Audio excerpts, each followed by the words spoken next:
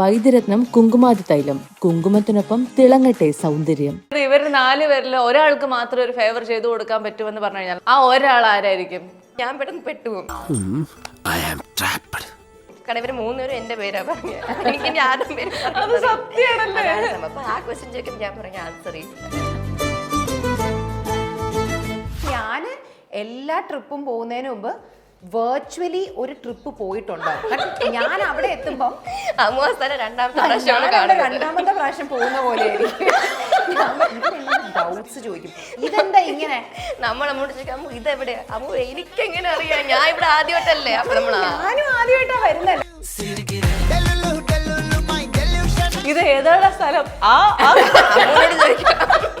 ഏതോ ജംഗ്ഷൻ ആണ്. ചിലപ്പോ നമ്മൾ ഇതേപോലെ ട്രിപ്പൊക്കെ പോകുമ്പോ ഇവര് ചില സാഹചര്യത്തിൽ എന്നോട് ഒട്ടവല്ല സംശയം ചോദിക്കുന്നു. അപ്പൊ ഞാൻ പറയും എനിക്കറിയില്ല, നിങ്ങൾ ആ ഗൂഗിളിലെങ്ങാനും എടുത്ത് നോക്കുക. കാരണം എനിക്ക്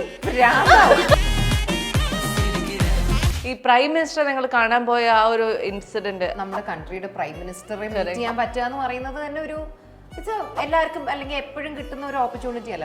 യോമിനൊക്കെ ഇങ്ങനെ എടുത്തു വെച്ചിട്ട് ഫോട്ടോ ഇങ്ങനെ നമ്മൾ ഇൻസ്റ്റഗ്രാം നോക്കുമ്പോ ആ ഫോട്ടോ കാണുമ്പോൾ ഞാൻ വിചാരിച്ച ഗ്ലിച്ച് ആണെന്നാ, നമുക്ക് തെറ്റി കാണിക്കില്ലേ. നമ്മളിങ്ങനെ നമ്മളിങ്ങനെ റിഫ്രഷ് ചെയ്തോണ്ടിരിക്കുക. കാരണം നമ്മളത് കണ്ടപാടെ നമ്മളൊക്കെ ആ 3 ലേഡീസ് അവിടെ അവര് തന്നെ കുറ്റസമ്മതം ചെയ്തിട്ട് തന്നെയാണ് വന്നിരുന്നത്. അപ്പം ഞാൻ അങ്ങനെ എനിക്ക് ഒരുപാട് ബുദ്ധിയൊന്നും വേണ്ടായിരുന്നു എനിക്ക് അതൊന്നും ചോദിക്കാൻ. വി ന്യൂ ദറ്റ് ഓക്കെ അവര് സ്റ്റീൽ ചെയ്തു, പക്ഷെ അവര് ക്യാമറയുടെ മുന്നിൽ ഒരാഴ്ച കഴിഞ്ഞ് വന്ന് ഇത്രയും വലിയൊരു നാടകം ഇറക്കുന്നത് നമ്മൾ സ്വപ്നത്തിൽ പോലും വിചാരിക്കുന്നില്ല. കാരണം അന്ന് അവിടെ അവർ ഇത്ര തെറ്റ് ചെയ്തെങ്കിലും നമ്മുടെ മുന്നിൽ അവരൊരു ഹെൽപ്ലെസ് ആയിട്ട് വന്നിരുന്നാണ് ഓക്കെ തെറ്റ് പറ്റിപ്പോയി എന്ന് പറയുന്നത്. അപ്പം ഞാൻ ഈ പറഞ്ഞ പോലെ അവർ തെറ്റ് ചെയ്തു എന്നുള്ളതിന് നമുക്കൊരു പ്രൂഫ് വേണമല്ലോ. അപ്പം ഞാൻ അതുകൊണ്ട് ചോദിച്ചുകൊണ്ടിരുന്നതാണ്. ഞാൻ പിന്നെ പണ്ടേ വീട്ടിലെ മറ്റേ കൊട്ടേഷൻ ഗുണ്ടയാണ്. പാരമ്പര്യമായിട്ട് ഗുണ്ടകളുള്ള തറവാടായിരുന്നു എന്റേത്. എന്റെ അച്ഛൻ ഗുണ്ട, എന്റെ അമ്മാവൻ ഗുണ്ട. വേണ്ടടുത്തും വേണ്ടാത്തടുത്തും ഒക്കെ മുന്നിൽ കയറി നിന്ന് അടി ഉണ്ടാക്കി. അതാണ് എൻ്റെ ഒരു ഇത്. ചില സാഹചര്യങ്ങളിൽ ഞാനിങ്ങനെ ഇഷാനിക്കൊക്കെ എന്തെങ്കിലും പ്രശ്നമായിട്ട് നിൽക്കുമ്പോൾ ഞാൻ മുന്നിൽ പോയി അടിയൊക്കെ ഉണ്ടെങ്കിൽ ഞാൻ തന്നെ വിചാരിക്കും എന്തിനാ പറഞ്ഞേ, എനിക്ക് അവിടെ ഞാനും അടങ്ങിയിരുന്നാൽ പോലെ. പക്ഷെ ആ മുന്നിൽ കയറി നിന്ന് ആറടാ ഇതെനിക്ക് ഓടുന്നു.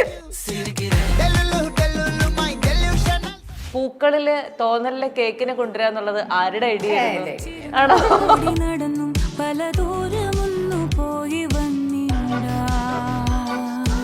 ഇത് അങ്ങനെ തന്നെ ചെയ്യിപ്പിച്ചെടുത്ത് അത് ബേസിക്കലി ആ വീടും കാര്യങ്ങളും മുഴുവൻ തിരുവനന്തപുരം തന്നെയാണോ? ആ വീട് നമ്മൾ എക്സ്റ്റീരിയർ ഓഫ് കോഴ്സ് ബോംബെ ആണ് ഷൂട്ട് ചെയ്തത്. വീട് നമ്മൾ ട്രിവാൻഡ്രത്ത് നമ്മൾ നല്ലൊരു വീട് കണ്ടുപിടിച്ചിട്ട് നമ്മൾ അതിനെ അങ്ങനെ റെഡിയാക്കി എടുത്ത് ഷൂട്ട് ചെയ്തു. ഈ ഫാമിലിയിൽ ഏറ്റവും യങ്ങസ്റ്റ് മണ്ണായിരിക്കുന്നതിന്റെ ബെസ്റ്റ് പാർട്ട് എന്താണ്? നമ്മൾ എപ്പോഴും വിഷമങ്ങളാണല്ലോ കേട്ടത്. ബെസ്റ്റ് പാർട്ട് എന്താണ്? പാട്ട് എന്ന് പറയുമ്പോൾ യങ്ങസ്റ്റ് ആയതിൻ്റെ എന്നല്ല, കുറെ സിബ്ലിങ്സ് ഉള്ളതിന്റെ ബെസ്റ്റ് പാർട്ട് എന്ന് പറയുമ്പോൾ എനിക്ക് ഇവരുടെ എല്ലാവരുടെയും ഉടുപ്പൊക്കെ ഇടാം. പണ്ട് ഏറ്റവും കൂടുതൽ ഓസി ഞാൻ ഇടയ്ക്ക് ഭയങ്കര സെയിം സൈസ് ആയിരുന്നു. ഓസി ഞാൻ ഉഷാനി. അപ്പം ചേച്ചിമാരുടെ നമുക്കും നമ്മുടെ ഉടുപ്പും കാണാം, അപ്പോൾ ചേച്ചിമാരുടെ ഉടുപ്പ് ഇടാൻ പറ്റും. അപ്പോൾ അതെന്നും ഒരു പ്ലസ് പോയിന്റ് ആണ്. അത് ഇളയതായതുകൊണ്ട് മാത്രമല്ല, നമ്മളെല്ലാവരും ഗേൾസും ഒരുപോലത്തെ ഏജ് ഗ്രൂപ്പൊക്കെ ആയതുകൊണ്ട്. ഇളയത് എനിക്ക് തോന്നുന്നു എല്ലാവരുടെയും ഒരു ഫേവറേറ്റ് ഇപ്പൊ ചോദിച്ചാൽ എല്ലാവരും അതങ്ങനെ പറയാൻ എളുപ്പമാണ്.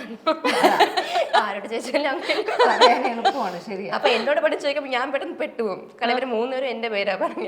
എനിക്ക് ആദ്യം പേര് സത്യമാണല്ലേ. അപ്പൊ ആ ക്വസ്റ്റ്യൻ ചോദിക്കുമ്പോൾ ഞാൻ പറഞ്ഞ ആൻസർ ചെയ്യില്ല. അതെ, ഞാനിപ്പോ അത് ചോദിക്കാൻ വരികയായിരുന്നു.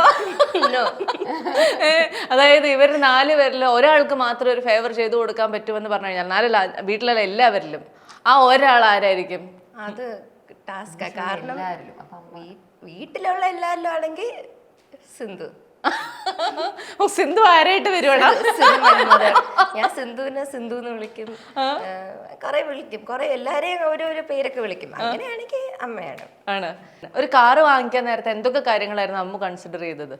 നല്ല കാറാകണം എന്നുള്ളത്. അപ്പൊ ഞാൻ കുറെ ടെസ്റ്റ് ഡ്രൈവ് ചെയ്ത്, കാരണം ഞാൻ ഡ്രൈവ് ചെയ്യുന്ന ആളാണ്. അപ്പൊ എനിക്ക് ഡ്രൈവ് ചെയ്ത് നോക്കി മേടിക്കണം എന്ന് തന്നെയായിരുന്നു. ആൻഡ് ഞാൻ എന്ത് ചെയ്താലും എനിക്ക് അതിനെപ്പറ്റി തക്കതായ ധാരണ ഉണ്ടാക്കിയിട്ട് ചെയ്യണം എന്നാണ്. അപ്പോൾ ഞാൻ പൊതുവേ അങ്ങനെ എനിക്ക് ഡ്രൈവ് ചെയ്യാൻ ഇഷ്ടമാണെങ്കിലും എനിക്ക് അങ്ങനെ കാറുകളെ കുറിച്ച് വലിയ നോളജ് ഇല്ല. ഇപ്പോൾ എനിക്ക് കുഞ്ഞിലോട്ട് ഇപ്പോൾ എനിക്ക് ഈ കാറൊക്കെ മേടിക്കുന്ന സമയത്താണ് എനിക്ക് മെർസിഡീസിൽ ഏതൊക്കെ കാർസാണ് ഉള്ളത്, അല്ലെങ്കിൽ BMW ഓരോന്ന് ഏതൊക്കെയാണെന്നൊക്കെ ഞാൻ ഇപ്പോഴാണ് അറിയുന്നത്. എനിക്ക് കാരണം കൊച്ചിലെ തൊട്ടേ ഞാനൊരു ഓട്ടോമൊബൈൽ ഫ്രീക്കൊന്നും അല്ല, ഇത് വാങ്ങണം ഇങ്ങനത്തെ ഒരു ആഗ്രഹം എനിക്ക് ഉണ്ടായിരുന്നില്ല. അപ്പം എനിക്ക് ഒരു ധാരണ ഇല്ലാത്തൊരു ഫീൽഡായിരുന്നു. അപ്പം ഞാൻ അതിനെപ്പറ്റി ഞാൻ ദുൽഖറിനോടൊക്കെ ചോദിച്ചത്. കാരണം ദുൽഖർ ഭയങ്കര കാർ പേഴ്സൺ ആയ കാരണം ചോദിച്ച് ഓരോന്ന് മനസ്സിലാക്കി അങ്ങനെ ഓരോന്ന് തിരഞ്ഞെടുത്ത് ഓരോന്ന് പോയി ടെസ്റ്റ് ഡ്രൈവ് ചെയ്ത് ഏറ്റവും ഡ്രൈവിംഗ് കംഫർട്ട് ഏതിനാണുള്ളത്. ഇപ്പം ഡ്രൈവിംഗ് മാത്രമല്ല, കാരണം എനിക്ക് ഡ്രൈവ് ചെയ്യാൻ ഇഷ്ടമാണെങ്കിലും എനിക്ക് ഈ ഒത്തൊരുമ ഭയങ്കര ഇഷ്ടമാണ്.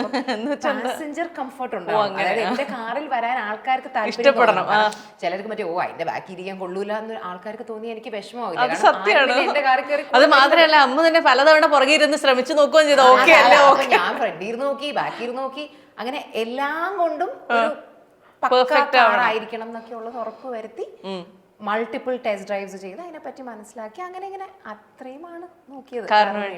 ഞാൻ അഹാനയുടെ എല്ലാ കാര്യങ്ങളും കൃത്യമായി സ്റ്റോക്ക് ചെയ്യാറുള്ള ആളാണ്. അതുകൊണ്ട് ഞാൻ ചോദിക്കാം, ഒരു ശ്രീലങ്കൻ വ്ളോഗ് ഞാൻ ഇടുന്നില്ല, അതിന്റെ കാരണം നിങ്ങൾ പതുക്കെ മനസ്സിലാക്കും എന്ന് പറഞ്ഞു കേട്ടു.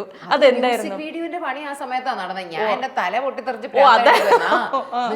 ശ്രീലങ്കയിൽ നിന്ന് ഞാൻ പോയത് ഡിസംബർ 19-നും തിരിച്ച് വീടെത്തിയത് ഡിസംബർ 25. ഡിസംബർ 26-നാണ് നമ്മൾ ബോംബെയിൽ മ്യൂസിക് വീഡിയോയുടെ ഷൂട്ടിന് പോയത്. അപ്പം മ്യൂസിക് വീഡിയോയുടെ മൊത്തം പണിയിരുന്ന് ചെയ്തുകൊണ്ടിരിക്കുകയായിരുന്നു. അപ്പം എനിക്ക് വേറൊരു വ്ളോഗിനെ കുറിച്ച് അവിടെ കാരണം അതിന് തൊട്ട് മുമ്പ് ദുബായി പോയിരുന്നു. ദുബായ് വ്ളോഗ് എങ്ങനെയോ ആ തിരക്കിലൊക്കെ എഡിറ്റ് ചെയ്തിട്ടു. അതുകൊണ്ട് മ്യൂസിക് വീഡിയോ ഉള്ള ആ 2-3 മാസം ഞാൻ യൂട്യൂബിൽ ഒന്നും ഇട്ടിട്ടില്ല. കാരണം ഞാൻ ചിന്തിക്കാനുള്ളൊരു മാനസികാവസ്ഥയിലല്ലായിരുന്നു. പക്ഷെ അതിന്റെ അടിയിൽ വന്ന കമന്റുകൾ എന്തൊക്കെയായിരുന്നു അറിയോ? ഡെസ്റ്റിനേഷൻ വെഡിങ് ആണ്, അതുകൊണ്ട് ശ്രീലങ്കയിലെ സ്ഥലം നോക്കാൻ പോയത്. അത് കണ്ടു. ഞാൻ ഇതായിരുന്നു. കാരണം ആ ഡിസംബർ 28, 29 ഒക്കെയാണ് നമ്മൾ ബോംബെ ഷൂട്ട് ചെയ്തത്. ഞാൻ അതിന്റെ പുറകെ നടക്കുകയായിരുന്നല്ലേ. ഈ പ്രൈം മിനിസ്റ്റർ നിങ്ങൾ കാണാൻ പോയ ആ ഒരു ഇൻസിഡന്റ് അത് എങ്ങനെയായിരുന്നു, ഒന്ന് എക്സ്പ്ലെയിൻ ചെയ്യാവോ? അത് it was just beautiful. First of all നമ്മുടെ കൺട്രിയുടെ പ്രൈം മിനിസ്റ്ററെ മീറ്റ് ചെയ്യാൻ പറ്റുക എന്ന് പറയുന്നത് തന്നെ ഒരു എല്ലാവർക്കും അല്ലെങ്കിൽ എപ്പോഴും കിട്ടുന്ന ഒരു ഓപ്പർച്യൂണിറ്റി അല്ല. പിന്നെ ഒരു പൊതുവേദിയിൽ വെച്ച് മീറ്റ് ചെയ്യുന്ന പോലെ അല്ലല്ലോ പ്രൈം മിനിസ്റ്ററിന്റെ റെസിഡൻസിൽ, നോട്ട് ഈവൻ പാർലമെന്റ് റെസിഡൻസിൽ വെച്ച് നമ്മൾ ഈ ഇപ്പൊ ഇരിക്കുന്ന പോലെ ജസ്റ്റ് നമ്മളും അദ്ദേഹവും മാത്രം ശ്രീ നരേന്ദ്രമോദി സാറും മാത്രമായിട്ട് ഇരുന്ന് ഒരു 40 മിനിറ്റ് ഒരു വളരെ പേഴ്സണൽ ലെവലിലുള്ള ഒരു കോൺവെർസേഷൻ എന്ന് പറയുന്നത് it just truly felt amazing. And അദ്ദേഹത്തെ മീറ്റ് ചെയ്യുമ്പോഴാണെങ്കിലും ഇപ്പോൾ നമ്മൾ അവിടെ ഇങ്ങനെ ഇരിക്കുമ്പം വേറെ ആരുമില്ല. It was just us and him and he was just waiting there for us. അപ്പം നമ്മളും ആ റൂം തുറന്ന് കയറി ചെല്ലുമ്പം അദ്ദേഹം എണീറ്റ് വരുന്നു, നമ്മളോട് വെൽക്കം വെൽക്കം അജയ് അജയ്. അപ്പം നമ്മളിങ്ങനെ I mean like so sweet. And അദ്ദേഹത്തിൻ്റെ കൂടെ ഇരിക്കുമ്പം നമ്മുടെ ഇന്നത്തെ വേൾഡിൽ തന്നെ one of the most influential leaders ആയ ഒരാളുടെ മുന്നിലാണ് നമുക്ക് ഇരിക്കുന്നത് എന്ന് നമുക്ക് തോന്നിയില്ല. കാരണം he made us all feel so warm and comfortable and നമ്മളോട് വളരെ നോർമലായിട്ട് സംസാരിച്ച് നമുക്ക് പറയാനുള്ളതൊക്കെ കേട്ട് ഇപ്പം നമുക്ക് നമ്മുടെ ഒരു അപ്പൂപ്പൻ, ഒരു ഗ്രാൻഡ് ഫാദർ ഫിഗർ ഒരാളുടെ കൂടെ ഇരിക്കുമ്പോൾ നമുക്ക് എങ്ങനെയാണോ തോന്നുന്നത്, അപ്പം നമുക്ക് we are feeling very free to talk to him. അല്ലാതെ നമ്മൾ പേടിച്ച് വിറച്ച് സ്ട്രെസ്ഡ് ആയിട്ട് അങ്ങനെയല്ല ഇരുന്നത്. കാരണം അങ്ങനത്തെ ഒരു എനർജിയാണ് അദ്ദേഹം അവിടെ ക്രിയേറ്റ് ചെയ്തത്. അപ്പം that was A very memorable experience. Delhi പോയി കണ്ടു. അത് നടന്ന് കഴിയുമ്പോഴും നമുക്കിങ്ങനെ ഇങ്ങനെയൊക്കെ ഇപ്പോൾ സംഭവിച്ചോ അങ്ങനത്തെ ഒരു ഫീലിംഗ് ആയിരുന്നു. കാരണം ഇറ്റ് വാസ് വെരി സറിയൽ. ആ സ്ഥലത്ത് പോകുന്നു, അവിടെ നമ്മൾ ഇറങ്ങുന്നു, ഒരു സെക്യൂരിറ്റി ഒരു ഏരിയ ഉണ്ടായിരുന്നു, അത് കഴിയുന്നു, നമ്മളൊരു കാറിൽ കയറുന്നു. അപ്പോൾ അത് നമ്മുടെ കാറിലാണ് പോകുന്നത്. പക്ഷേ സെക്യൂരിറ്റി ചെക്ക് പോയിന്റ് കഴിയുമ്പോൾ പിന്നെ അവരുടെ കാറിൽ കയറിയിട്ടാണ് നമ്മളിങ്ങനെ ചെല്ലുന്നത്. അപ്പോൾ ആ കാർ അങ്ങോട്ട് ചെല്ലുമ്പോഴും ഒരു ബ്യൂട്ടിഫുൾ ഒരു വീട്, അവിടെ അദ്ദേഹത്തിൻ്റെ കാറ് എപ്പോഴും ഒരു റേഞ്ച് റോവറിലാണല്ലോ ട്രാവൽ ചെയ്യുന്നത്. ആ കാറും സെക്യൂരിറ്റി ബ്ലാക്ക് കാറ്റ് കമാൻഡോസ് ഒക്കെ ഒരു സൈഡിൽ നിൽക്കുന്നു. അപ്പം നമ്മളിങ്ങനെ ഓക്കെ ഒരു ഭയങ്കര ഡിഫറെൻ്റ് ഒരു എക്സ്പീരിയൻസ് ആയിരുന്നു. And it was A very respectful meeting. കാരണം നമ്മളെ മീറ്റ് ചെയ്യുമ്പോഴും ഹി ന്യൂ അസ്. ആൻഡ് ഇപ്പോൾ നമ്മളൊക്കെ ഇങ്ങനെ സോഷ്യൽ മീഡിയയിലൊക്കെ പോപ്പുലർ ആണ്, ഇതൊക്കെ അറിയാം. അപ്പം being the prime minister of the country, the fact that ഇങ്ങനത്തെ കൊച്ചു കൊച്ചു കാര്യങ്ങളെ പറ്റി വരെ ഇപ്പം നമ്മളെ മീറ്റ് ചെയ്യുന്നതിന് മുമ്പ് ഒരു സ്റ്റഡി നടത്തിയിരുന്നു, നമ്മളെക്കുറിച്ച് അറിഞ്ഞിരുന്നു എന്നൊക്കെ ഉള്ളത് it spoke a lot about him as A person. അല്ല എന്തായിരുന്നു ഇതിന് ഉണ്ടായ ഒരു ബാക്ക്ഗ്രൗണ്ട് ഉണ്ടാവില്ലേ ഇങ്ങനെ പോകാനായിട്ട്? അതെന്തായിരുന്നു? അങ്ങനെ ബാക്ക്ഗ്രൗണ്ട് ആയിട്ടില്ല. കാരണം അച്ഛൻ പല പ്രാവശ്യം നരേന്ദ്രമോദി സാറിനെ മീറ്റ് ചെയ്തിട്ടുണ്ടായിരുന്നു. And they did have A good equation. അപ്പം അച്ഛൻ ഇങ്ങനെ ഒരു ആഗ്രഹം പറഞ്ഞിരുന്നു, എപ്പോഴെങ്കിലും ഫുൾ ഫാമിലി ആയിട്ട് വന്ന് എല്ലാവർക്കും ഒന്ന് കാണണം എന്ന് ആഗ്രഹമുണ്ട്.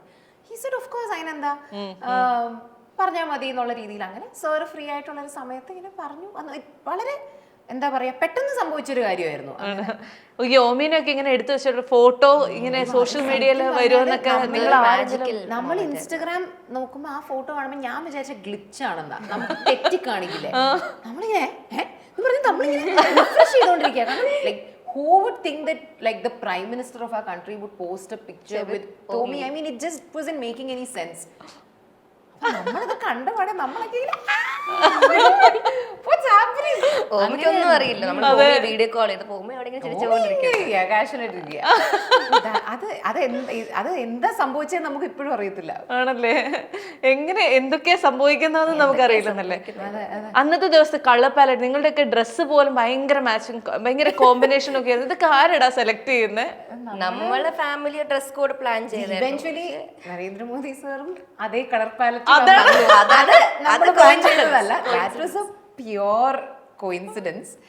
അത് നമ്മൾ ആദ്യം കണ്ടപ്പോൾ തന്നെ ഞാൻ എൻ്റെ മനസ്സിൽ ദൈവമേ, പക്ഷെ അത് പ്യുവർലി കോയിൻസിഡൻസ് ആയിരുന്നു. പക്ഷെ നമ്മൾ among star self we were thinking നമുക്ക് അതിനു വേണ്ടി പോയി പുതിയ ഡ്രസ്സൊന്നും മേടിച്ചില്ല. ബട്ട് നമുക്ക് ഉള്ളതിൽ നമുക്ക് why don't we just colour coordinate and wear something nice. കാരണം ഇതൊരു റെയർ ഓപ്പർച്യൂണിറ്റി അല്ലേ. It's not like every day we getting to take a picture with the prime minister. Why don't we colour coordinate എന്ന് പറഞ്ഞപ്പോൾ എല്ലാവരും നോക്കി yellow and blue sounds different and nice, അങ്ങനെ ഇട്ടതാ. പക്ഷെ ഭയങ്കര കോയിൻസിഡൻസ് ആയിപ്പോയി.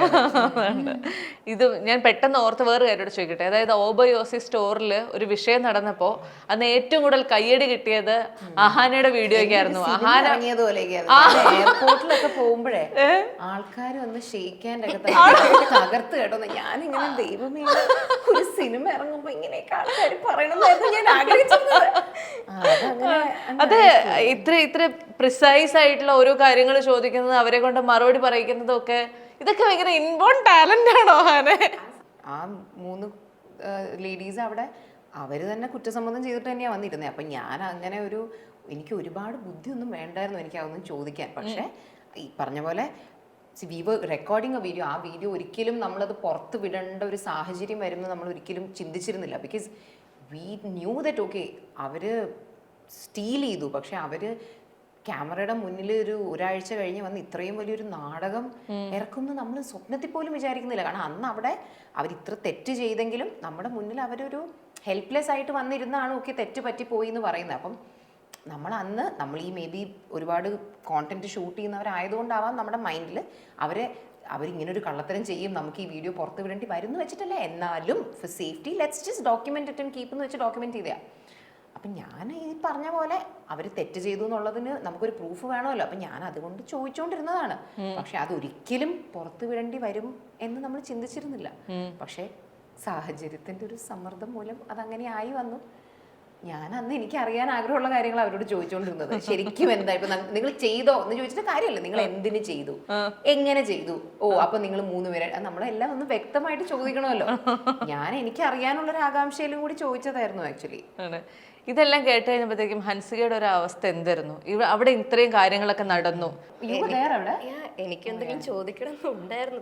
പിന്നെ വെച്ച് വേണ്ട, വെറുതെ എന്തിനാ. Ammu was doing it. Ammu എല്ലാവർക്കും വേണ്ടി ഇങ്ങനെ ചോദിക്കുമായിരുന്നു. സൈഡിൽ ഞാനും ശനി ഉണ്ടായിരുന്നു. നമ്മളിങ്ങനെ അമ്മു ഉണ്ടെങ്കിൽ നമ്മൾ എന്തിനാ വാതുറക്കണം. പണ്ടേ വീട്ടിലെ മറ്റേ കൊട്ടേഷൻ കൊണ്ടാണ് കൊച്ചിലോട്ടെ അങ്ങനെ ആർക്ക് എന്ത് പ്രശ്നം ഉണ്ടെങ്കിലും വേണ്ടടുത്തും വേണ്ടാത്തടത്തും ഒക്കെ മുന്നിൽ കയറി നിന്ന് അടി ഉണ്ടാക്കി. അതാണ് എൻ്റെ ഒരു ഇത്. ചില സാഹചര്യങ്ങളിൽ ഞാനിങ്ങനെ ഇഷാനിക്കൊക്കെ എന്തെങ്കിലും പ്രശ്നമായിട്ട് നിൽക്കുമ്പോൾ ഞാൻ മുന്നിൽ പോയി അടിയൊക്കെ ഉണ്ടെങ്കിൽ ഞാൻ തന്നെ വിചാരിക്കും എന്തിനാ വെറുതെ എനിക്ക് അവിടെ ഞാനും അടങ്ങിയിരുന്നാ പോലെ. പക്ഷെ ആ മുന്നിൽ കയറി നിന്ന് ചോദിക്കാനുള്ള ഇതെനിക്ക് ഉണ്ട്. ഇത് പറയുമ്പോഴേ ഞാൻ എവിടെ അത് കണ്ടത് ഇഷാനി പറഞ്ഞാണോന്ന് അറിയില്ല. അതായത് നിങ്ങൾ എവിടെയെങ്കിലും ഒക്കെ ട്രിപ്പ് പോകുമ്പോൾ ഇവര് 3 പേരും നമുക്ക് മണ്ടന്മാരായിട്ട് സിറ്റുവേഷൻ വന്നാലും അമ്മു നമുക്ക് ഒരു പടി മുന്നിലായിരിക്കും. അവിടെ സംസാരിക്കണം, അമ്മു ഉണ്ടല്ലോ, കുഴപ്പമില്ല, അമ്മു ഉണ്ടല്ലോ. ഇത് ഏതാണ് സ്ഥലം? അമ്മൂനോട് ചോദിക്കാം, ഏതോ ജംഗ്ഷൻ ആണ്. ചിലപ്പോ നമ്മൾ ഇതേപോലെ ട്രിപ്പൊക്കെ പോകുമ്പോ ഇവര് ചില സാഹചര്യത്തിൽ എന്നോട് പൊട്ട വല്ല സംശയം ചോദിക്കുന്നു. അപ്പൊ ഐറ്റിനറി ഉൾപ്പെടെ എല്ലാം ഞാൻ ഗ്രൂപ്പിൽ അയച്ചിട്ടുണ്ടോ. അതൊക്കെ ഉണ്ടോ? അപ്പൊ ഞാൻ പറയും എനിക്കറിയില്ല, നിങ്ങൾ ആ ഗൂഗിളിലെങ്ങാനും എടുത്ത് നോക്കുക. കാരണം എനിക്ക് ഭ്രാന്താവും. കാരണം ഞാൻ വിചാരിക്കും എനിക്ക് മാത്രം അല്ലല്ലോ ബ്രെയിൻ ഉള്ളത്. ഇവര് വിചാരിക്കും ഒരാൾ എന്തായാലും എല്ലാ തലവേദന എടുക്കാനുള്ളത്. നമുക്കങ്ങനെ റിലാക്സ് ചെയ്യാം. കാരണം ഞാൻ എല്ലാ ട്രിപ്പും പോകുന്നതിന് മുമ്പ് വെർച്വലി ഒരു ട്രിപ്പ് പോയിട്ടുണ്ടോ? കാരണം ഞാൻ അവിടെ എത്തുമ്പം അമ്മു അവസാനം രണ്ടാമത്തെ രണ്ടാമത്തെ പ്രാവശ്യം പോകുന്ന പോലെ ഞാൻ പറയും ഇതാ കട, ഇതാ സ്ട്രീറ്റ്. ആൻഡ് ഇവരെന്നോട് ഡൗട്ട്സ് ചോദിക്കും, ഇതെന്താ ഇങ്ങനെ? നമ്മൾ അമ്മോട് ചോദിക്കാം അമ്മു ഇതെവിടെയാ? അമ്മു എനിക്ക് എങ്ങനെ അറിയാം, ഞാൻ ഇവിടെ ആദ്യമായിട്ടല്ലേ. അപ്പൊ ഞാനും ആദ്യമായിട്ടാ വരുന്നല്ലേ, figure it out yourself. നമുക്ക് നാച്ചുറലി അമ്മൂനോട് ചോദിക്കേണ്ട സിറ്റുവേഷൻ ആയി പോകും. ഇവരെന്നോട് ചോദിക്കുന്ന കേട്ടോ തോന്നി ഞാൻ അവിടെ താമസിക്കുന്ന ആളായിട്ട് ഇവരവിടെ ട്രിപ്പ് വന്നേക്കുന്ന പോലെ.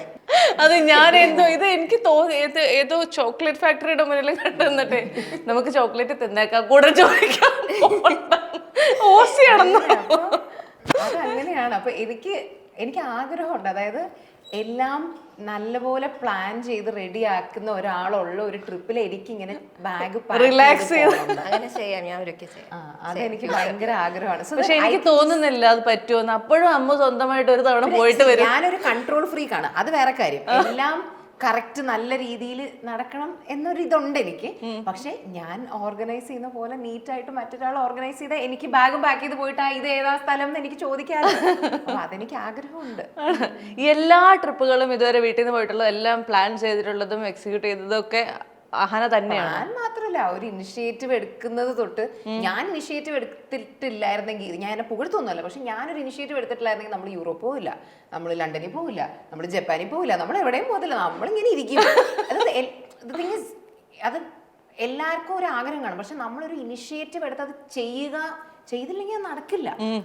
അപ്പോ ഇപ്പൊ നമ്മളിപ്പം പണ്ടിപ്പം ആ യൂറോപ്പും ലണ്ടനൊക്കെ പോയ കാരണമാണ് നമ്മൾ 6 പേര് മാത്രമായിട്ട് നമുക്ക് അങ്ങനെ പോകാൻ പറ്റിയത്. കാരണം ഇപ്പൊ ഓസിക്ക് ഇപ്പം ബേബി ഒക്കെ ആയി കഴിയുമ്പോൾ അത്ര ഈസി അല്ല കാര്യങ്ങൾ. അങ്ങനെ അപ്പം ഈ പറഞ്ഞ പോലെ ഇപ്പോഴും നമ്മളൊരു ട്രിപ്പ് പ്ലാൻ ചെയ്യുമ്പം എല്ലാവർക്കും ആഗ്രഹമുണ്ട്. പക്ഷെ ഇപ്പൊ ഞാനാണ് മറ്റേ ട്രാവൽ ഏജന്റിനോട് സംസാരിച്ച് വിസയുടെ ഇത് സംസാരിച്ചിട്ട് ഞാൻ ഇനി പേപ്പർ വർക്ക് മൊത്തം ഇവർക്ക് ഇരുന്ന് ചെയ്യണം. അവസാനം മറ്റേ വിസ ഫോം ഒക്കെ ഫില്ല് ചെയ്ത് എനിക്ക് പ്രാന്താവും. അതങ്ങനെയാണ്, ഒരു ഗതികേടാണ്. പിന്നെ ഞാൻ മറ്റേ ഇനിഷ്യേറ്റീവ് എടുത്ത് ഞാൻ സീരിയസ് ആയിട്ട് എടുക്കൂല. അത് വേറൊരു കാര്യമാണ്. അമ്മു എടുക്കുവാണെങ്കിൽ നമുക്ക് ഉറപ്പ് എന്തായാലും ഇത് വർക്കാം. പക്ഷെ ഞാൻ സൈഡിൽ കൂടെ അതേ ഐഡിയ പറഞ്ഞാൽ അമ്മ മൈൻഡ് ചെയ്യത്തില്ല. പക്ഷെ അതേ കാര്യം അമ്മു പറഞ്ഞാൽ അമ്മ സീരിയസ് ആയിട്ട് എടുക്കും. അങ്ങനെ ഒരു ഇതുണ്ട്. പക്ഷെ അമ്മു എന്തെങ്കിലും ഏറ്റെടുത്താൽ അത് നടക്കും. അങ്ങനെയാണ് സംഭവം. അങ്ങനെ ഭയങ്കര ഡ്രീം ആയിട്ട് നമ്മളിങ്ങനെ നോക്കിയിരുന്ന് നടന്നൊരു ട്രിപ്പ് ഏതായിരുന്നു?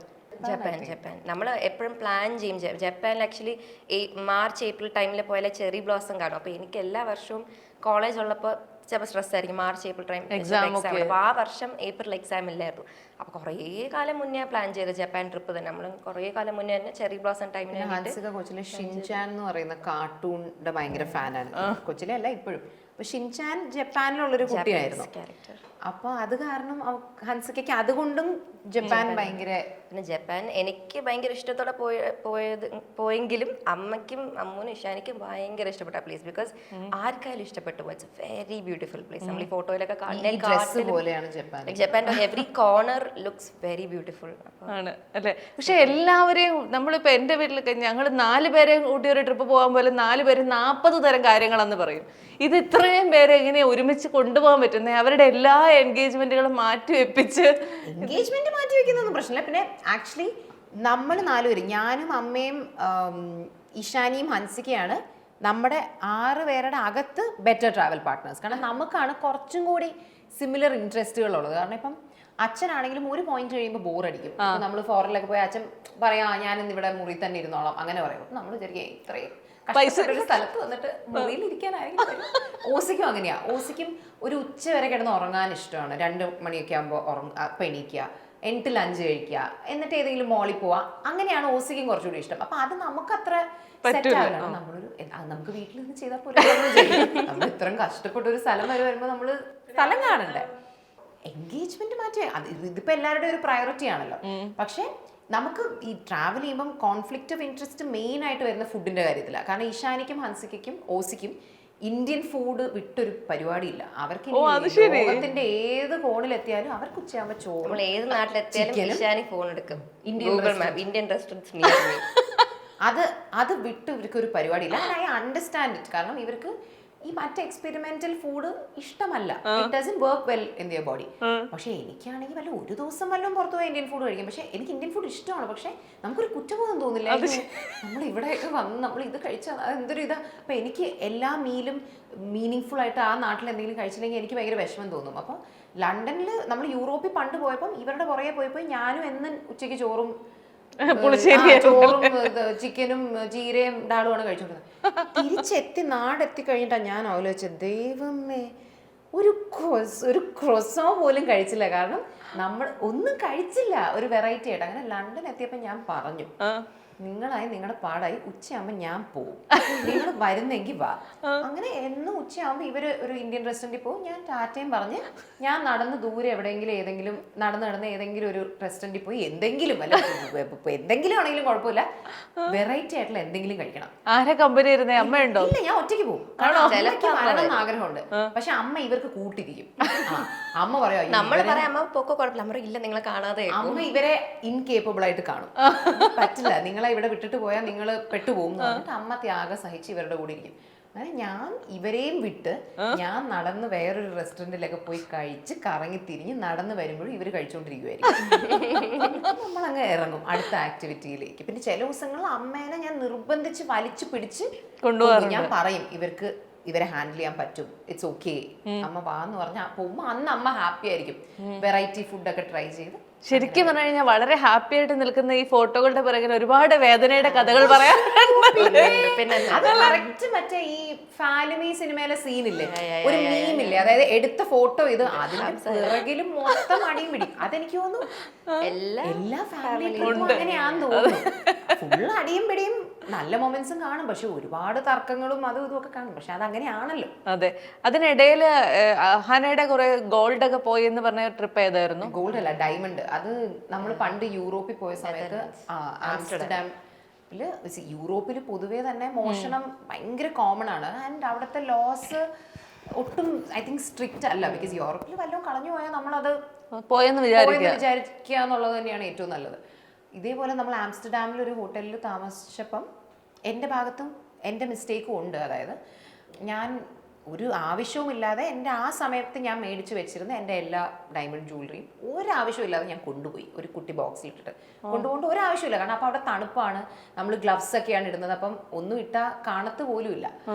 പക്ഷേ because I didn't know any better, ഞാൻ അതൊക്കെ കൊണ്ടുപോയി. ആൻഡ് അന്ന് പുറത്ത് പോയപ്പോഴത്തേനും ഞാൻ ഏതോ ആർട്ടിഫിഷ്യൽ ജ്വല്ലറി ആയിട്ട് ഏതോ 1 or 2 ഒരു മാലയും കമ്മലും മാത്രമേ ഇട്ടുള്ളൂ. ബാക്കി എൻ്റെ ഡയമണ്ട് ജ്വല്ലറി ഒക്കെ ബോക്സിലിട്ട് റൂമിൽ വെച്ചിരുന്നു. എൻ്റെ അടുത്ത മണ്ടത്തിൽ ഞാൻ ലോക്കറി വെച്ചില്ല.